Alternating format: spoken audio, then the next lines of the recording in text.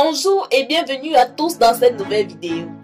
Aujourd'hui, nous vous parlerons d'une maladie héréditaire dans le monde qui touche environ 6% de la population camerounaise.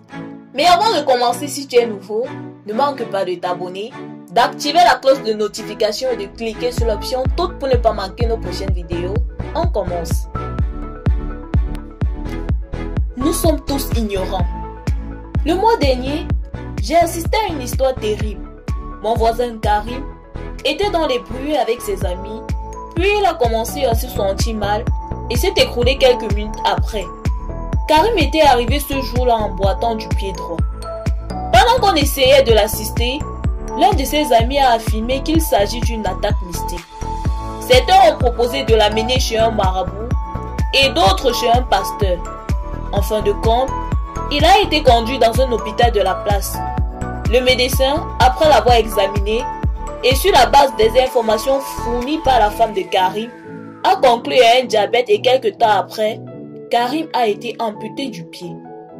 D'après le médecin, ce pied aurait pu être sauvé s'il était arrivé à l'hôpital plus tôt. Hélas, l'ignorance de Karim l'a coûté un pied, faisant de lui un handicapé. Qu'est-ce que le diabète? Le diabète est une maladie chronique grave qui se déclare lorsque le pancréas ne produit pas suffisamment d'insuline ou lorsque l'organisme n'est pas capable d'utiliser efficacement l'insuline qu'il produit.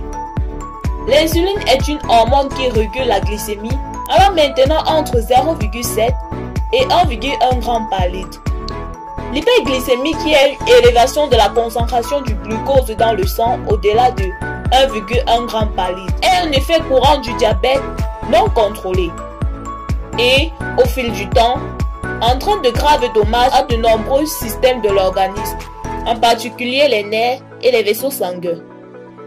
Il existe de différents types de diabète, parmi lesquels le diabète de type 1. Encore appelé diabète insulinodépendant ou juvénile, il se caractérise par une production insuffisante d'insuline, laquelle doit être administrée quotidiennement.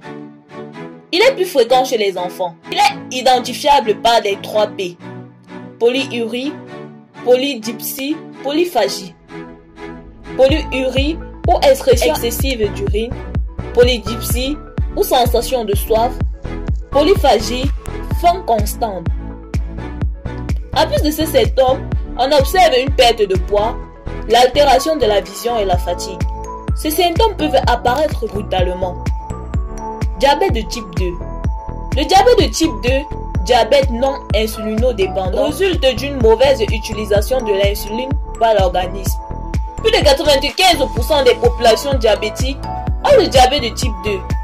Il est en grande partie le résultat d'une charge pondérale et du manque d'activité physique. Ces symptômes peuvent être similaires à ceux du diabète de type 1, mais sont souvent moins marqués. De ce fait, la maladie peut être diagnostiquée plusieurs années après son apparition, une fois les complications déjà présentes. Récemment encore, ce type de diabète n'était observé que chez l'adulte, mais il survient désormais de plus en plus chez les enfants. Diabète gestationnel.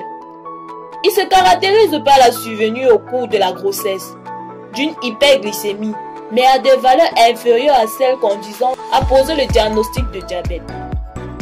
Les femmes atteintes de diabète gestationnel ont un risque accru de complications pendant la grossesse et l'accouchement. Leur risque, ainsi que celui de leur enfant, d'avoir un diabète de type 2 à un stade ultérieur de leur vie augmente également. Il est généralement diagnostiqué au cours du dépistage prénatal et non pas en raison de la survenue des symptômes.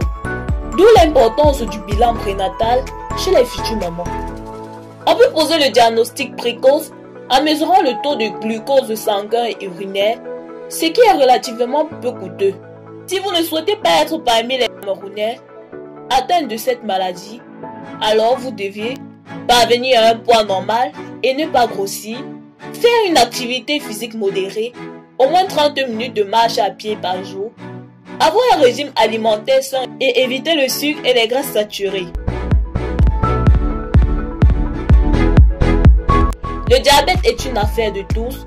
Il est important de prendre conscience et de se faire dépister pour ne pas se retrouver dans la situation de Carrie.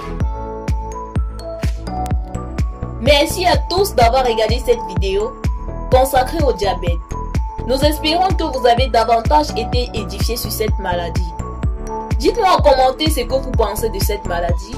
Mais avant, partagez cette vidéo avec vos proches pour qu'eux aussi soient édifiés sur cette maladie. Et à très bientôt pour une nouvelle vidéo.